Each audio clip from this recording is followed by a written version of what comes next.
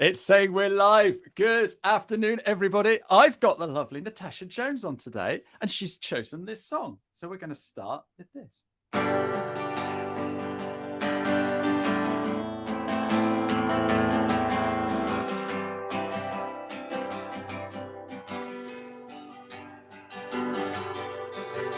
"25 years and my life is still trying to get up.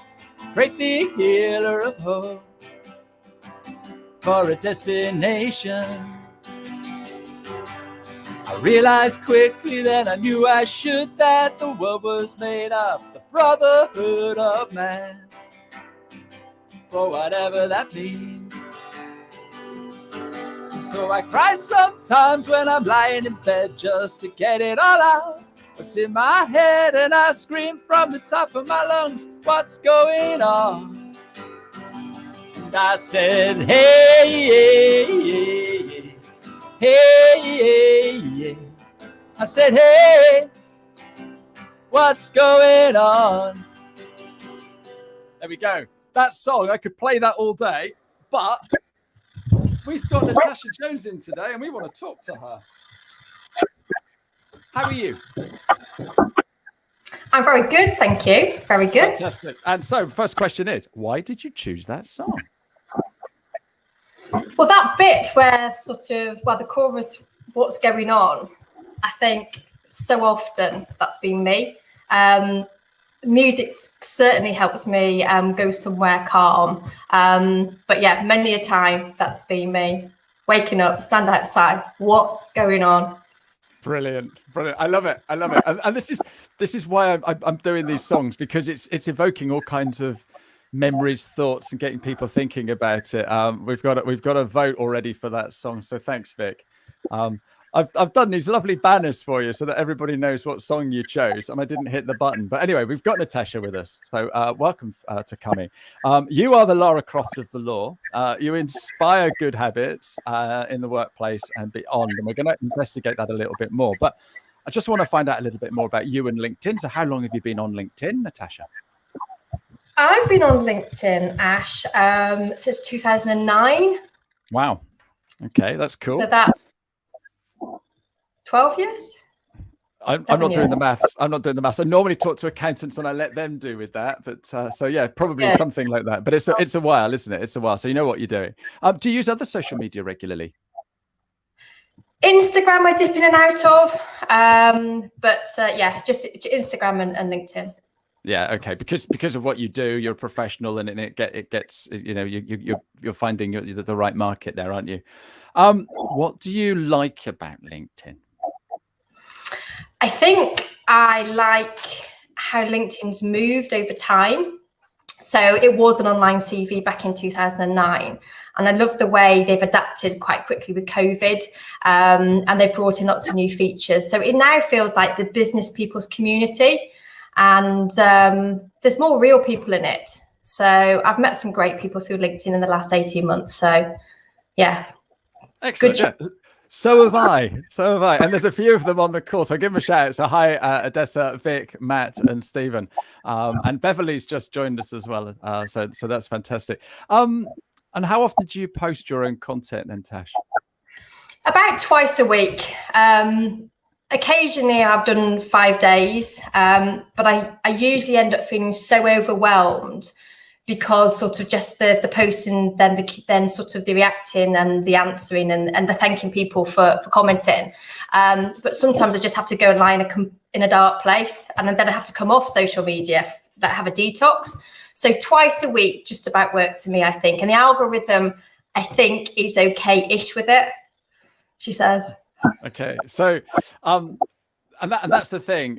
You've been on my workshop, and I don't press that you've got to post every day. You've got to be comfortable with it. That's the thing. And you posted the other day about this picture, right? And is that it in the background? There she is. That is amazing. So you took a photograph of this picture in the window, and you wrote a lovely post about it, and it got a lot of engagement as well, didn't it? It got lots of engagement, and then the gallery owner got chatting to her. We had a lot in common, and she said, "I think I should bring it round. I think I should put it on your wall." So met her basically, and that post got over 11,000 views. Whoa! Well done. And then there's a lovely story about it because it's a piece of work from, they're called the Connor brothers. So we won't go into it now, but have a look at the Connor brothers. Their story is amazing and the work that they're doing. So yeah, it really became a post and then a post and then a post, and it's just opened up. That's life, isn't it? Look, LinkedIn is the gift that keeps on giving. Absolutely. Yeah. Some lovely comments. So thanks, Danny and Dawn there. Yeah, brilliant. So that's your post for this week. You've got to do a follow-up of that story and see if you can get more than 11,000 views. Yeah, well, she's got a sister actually, and the sister is blonde because she is dark. Okay. So she's got a blonde sister. So I'll tell the story of the blonde sister because she's fab too. Absolutely fab. Brilliant. So one of the questions I was going to ask is, what's the highest number of views you've had on one of your posts? Is that pushing it, or have you got more than 11,000? Well, I had done an online presentation, being part of a forum in Mental Awareness Week to the Law Society, so to other lawyers. And as I was speaking about mental health, a message came up in the chat to say, really, if HR handle the disciplinaries and the dismissals, do you really think I'm going to go to HR with my mental health concerns? So as I was speaking, I can't see the questions in here, but I could see the questions there. And I stopped because he was absolutely right. So I then did a poll the next day. Do you think that if HR handle disciplinaries and dismissals, they should also deal with mental health concerns? Should there be an independent workplace wellbeing ambassador? And 31,500 views. Enormous 80% of the poll said HR cannot deal with the mental health aspect of employees. There has to be somebody independent.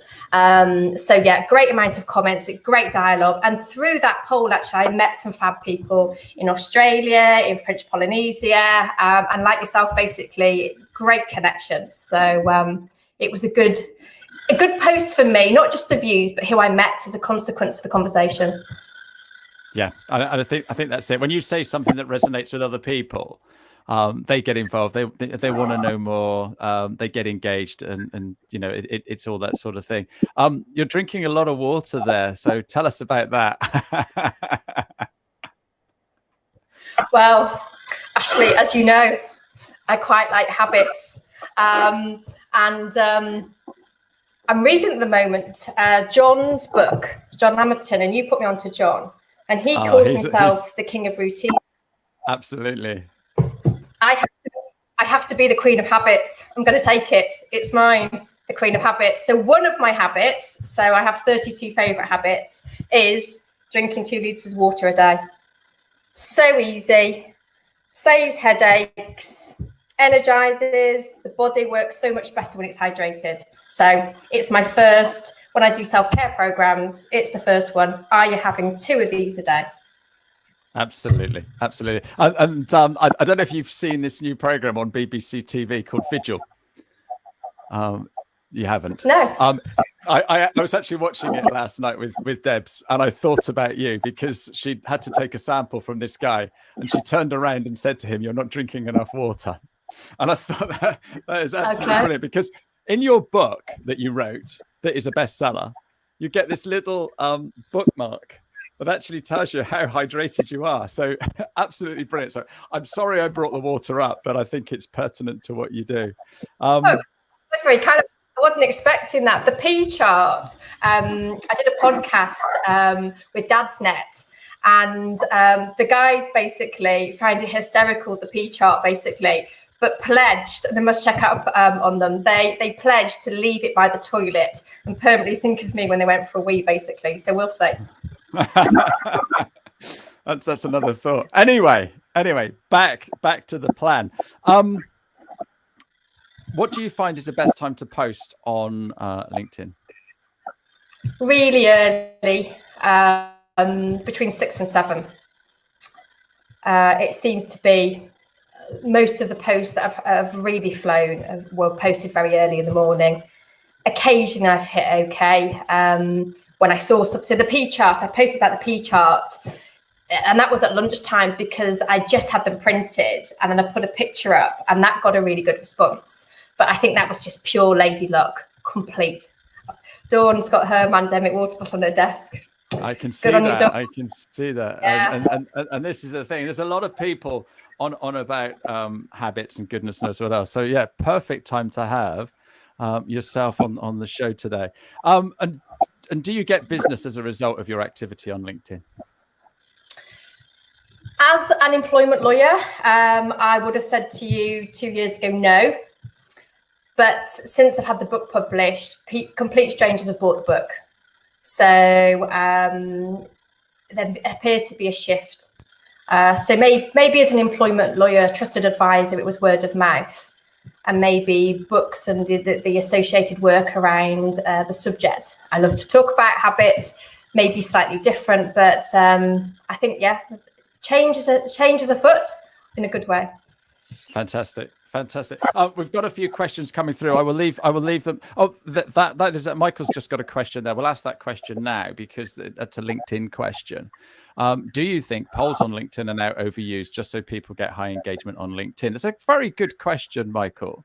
I've got my own opinion, but what do you think, Tash? Okay, so hi, Michael. So I know Michael very well. Michael's the first one to interview me on a podcast. So we had a really good chat. So Michael, you know me. I only can be authentic. So I only post authentically.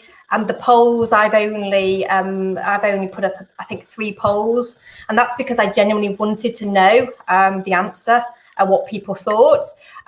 In respect to people overusing it, then I suppose it comes into the category of people posting things maybe to deliberately shock or seizing on difficult situations. It's very personal, I would say. So Michael, for me, then if it is being overused, I think that's a shame.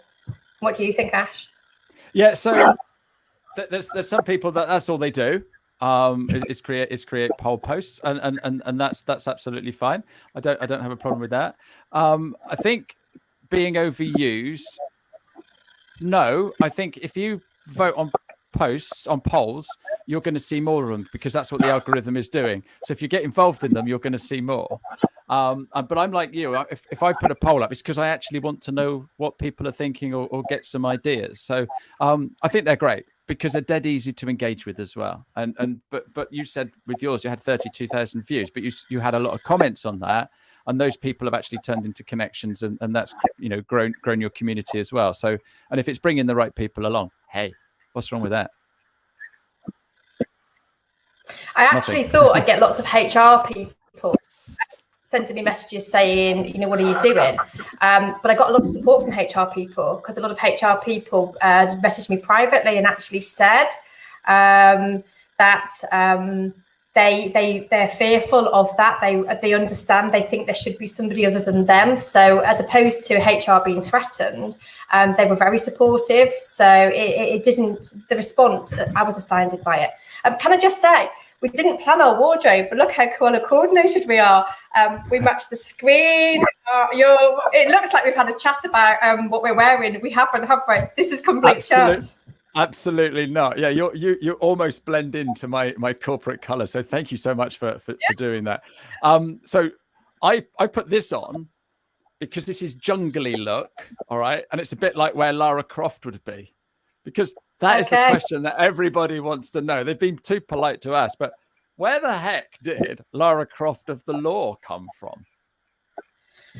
Well, she was the original Tomb Raider, wasn't she? Yeah. And I suppose I'm the Gloom Raider these days, using good habits. I suppose I want to slay corporate misery. I know it sounds overly optimistic perhaps, but that's where I'm at basically. I'm probably in a place where I'm showing people how not to need an employment lawyer, which is a strange thing to say for an employment lawyer. But these days, the corporate misery and if COVID can't change us, what can? So for me, yeah, slaying the bad habits, bringing in the good habits. The nickname came, clients I've acted for have given me a lot worse nicknames than that. And that We one's can't use those. No, can't use those, no. Yeah, we'll see. No, I think it's great, and I know that you've had a lot of positive comments since you started using that moniker. So no, well done you for that. So you've written a book, and so I don't even have to ask the question because Odessa's got it. What inspired you to write this book? So thank you, Odessa. As an employment lawyer for 20 odd years, when we stopped with COVID, and I wasn't saying the word furlough every basically 5 seconds, out in my garden, lovely peace, and it dawned on me. I heard a podcast that the highest suicide rate in the UK is males aged 45 to 49. And as I pondered upon it, then I realised the demographic of the disciplinaries, the dismissals, the redundancies that had been on my desk was that demographic. And I began to sort of once I start thinking about it, it sort of dropped in that I'd seen patterns, and I began to think I had observed when I'd acted for people and we'd had chats when my job was over and we'd stayed in touch, and I'd had sort of cards and flowers saying, Natasha, it was those little chats. They meant the world to me. And those chats had been, look, you're in a difficult place. How about going for a daily walk? Are you drinking enough water? So as I thought about it, I ended up with 32 habits. And then a story effectively followed from that, a fictional story of a tale of a man who didn't like to be told what to do, because middle-aged men do not like to be told what to do. So men, I suppose, my clients who'd been stuck in life, they'd been struggling in their lives, many sad circumstances, and they just hadn't been performing at work. And so I thought, I don't want to post when we come out of this furlough period. I don't want to be part of the dismissal, the exiting people out, the managing people out of their job. No, that's not what I want to spend my days doing. But if I can help people, if businesses can support and encourage their people, because the people affect the bottom line. So by breaking bad habits, creating good habits, then the strife in the workplace that has saddened me so often, then I could help these individuals who struggle. And then the disruption to the workplace, we could maybe, rather than come in at the end and clear up the mess, we could go for prevention rather than cure. So that's what's come out of COVID for me, not only the book Mandemic. I'm astounded at how it's been received and sort of the bestseller in other countries. The Americans bought it first and gave it #1 for happiness. And #1 self-help read in under 2 hours. I love it. Absolutely love it. Because I didn't coin it as that. As you know, it's a small book and it's a fictional story that's illustrated. So it's taken on a journey of its own, a wonderful journey. I think because you're aiming it at the blokes, right? It's brilliant. It really is a great read. Matt and Dawn have just said how good it is. But you got your business books, and I've got a load on the shelf there, and they're just huge, and you never sit down and read them, and goodness knows what else. But yeah, absolutely superb. We've run out of time already, and I knew we would. But what's happening now for you, the book, and what you're doing now? So tell everybody what how they can get hold of you and what you're doing now. Okay, so I'm working with businesses and individuals to review basic habits, look at the average day, and then to see which bad habits we can break. I'd seen a pattern in disciplinaries where people were turning they were turning to work late. So I was disciplining people for poor timekeeping. And perhaps the reason people are turning up to work late is because they have a bad habit of going to bed late and another bad habit of sleeping really poorly. So working with people to get a good evening routine, a good morning routine, the person feels better, they perform better. And then the other end of the scale, the high flying executive, who's a big achiever, and it's on his radar to exercise and to eat well, but he never stops. Everything's done fast. Everything's a fast pace. Everything's forced. Everything's quick. You know, his mind visits all the time, visits. So this high flying exec often doesn't sleep, can't sit still, can't be quiet. Maybe there are complaints from their family. So working with these guys to slow down, to just bring that pace down and to find that peace and that quiet when they're not working, on weekends, family holidays, has been enormously rewarding. So breaking bad habits and creating new ones at two different ends of the scale, a bit like a car, I suppose. If a car doesn't have the right fuel, it runs out of oil or water, you wouldn't expect it to drive from London to Glasgow. But if you maintain the car, you service the car, which is sleep of the human body, and you put the right fuel in it, the car will run much better. Or a phone battery. So we all charge our phones up every day, don't we?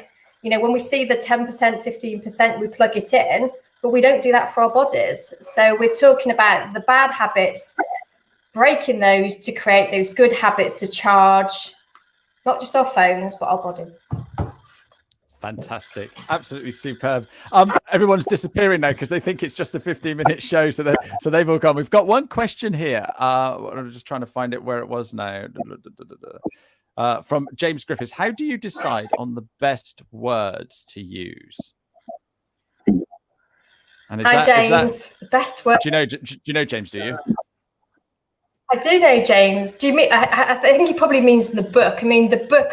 There were so many drafts. As a lawyer, we draft and redraft basically. So I was really deliberate to keep the words simple, not to preach, not to tell. I wanted it to be like a children's story where it was an easy read. How long did it take you to read, Ash? About 3 sittings, and that's like 20 odd minutes a sitting, something like that. So about an hour and 15, something like that. Hashtags is saying hashtags. Yeah. So what hashtags do you use? Is that I'm guessing that's for LinkedIn? Yeah. I don't know. I just make them up. You didn't cover that on your course, Ash. Basically, that's the advanced one. Oh, you've got an advanced course. I didn't know about that. It's coming. It's coming. It's coming. So for me, the hashtags, I think, what point am I trying to make? What I'm trying to get across? And then I tend to put in a few hashtags. Some of them may be some of the pandemic habits, because there's 32 of those. So there's a few to pick from. And then LinkedIn sort of helps you. And then so once you put in one hashtag, it gives you lots of other similar ones. So I perhaps cheat. I don't know. So when you put in hashtags on your posts, what happens is it's the first 3 hashtags that you use in your post make the URL. Okay, so try and get your so you should be having Lara Croft or Mandemic as one of your always hashtags, and then pick 2 others that align with what you're talking about, and those will come up in the suggestions at the bottom. But James, if you want to have a chat about hashtags, please get in touch. Happy to do that. Talking about A-type individuals, that behavior can lead to heart attacks in middle-aged. Yeah, it is real. And Odessa's saying that her dad never stopped when he got ill, and her husband's good at stopping. She's not. If anyone's got any more questions, then pop them in. But that is the longest 15 minutes I've done. But I knew we'd go a little bit longer than we should do, and it's always lovely chatting to you. Where's that one there? There we go. So thank you so much for being on. I'm just waiting for any more questions to come on. But we've got another show. We've got a show this evening. I've got Will Vine coming on, and I didn't actually put his banner in here, did I? No, I didn't. But next week we've got the wonderful Neil Criddle, who's coming along. He's an accountant, just set up in business in the last since COVID. So coming on to hear his story. But it's been absolutely delightful chatting to you today. Tash. Is there a woman-demic? That is a fantastic question. I have a second idea, and I actually don't know how in COVID I found the time to write the book and to publish it, because the publishing part is quite a lot of work. So I have an idea, but this time I know what's coming. So I also haven't mentioned it to the wonderful illustrator Ron, because the book was brought alive by Ron. So I've got to I think soften Ron up first to sell the idea to him, and whether because the illustrations I think are so important, the pausing, look at the photos. So not quite woman-demic, but not far off. That's what I'll say. Well, so I've been married for 33 years, and you know, I don't think that we can write a woman-demic book, because my wife's perfect. So I think it's us blokes that need it, unless like Vic says, we get a bloke to write woman-demic. So there. On that note, thank you so much, everybody, for coming along. Tash, you've been wonderful today. I knew you would be. Thank you so much. We've gone way over what we should have done, but it's always a pleasure. And thank you for wearing the corporate top. Goodbye, everybody, and we will see you next week.